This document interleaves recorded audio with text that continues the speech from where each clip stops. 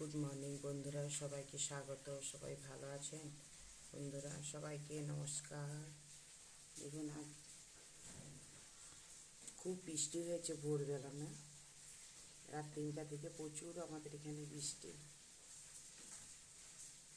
মেঘ গুড় হুড় করতেই আছে, প্রচুর বৃষ্টি হয়েছে। এবার মেয়ে স্কুলে যাবে, রাস্তা পুরো কাদা হয়ে আছে।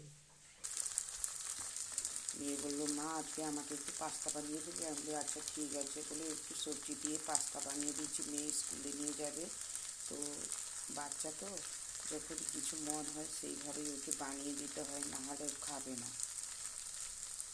তো আমার পাস্তাটা বানানো হয়ে গেছে, আমি টিফিনে ভরে দেবো, স্কুলে যাওয়ার জন্য তৈরি করবো। যেমন ওর চুলটা খুবই বড়, আমাকে বেঁধে দিতে হবে। বন্ধুরা, কার কার পাস্তা খেতে ভালো লাগে কমেন্ট করে জানাবেন। টাটা।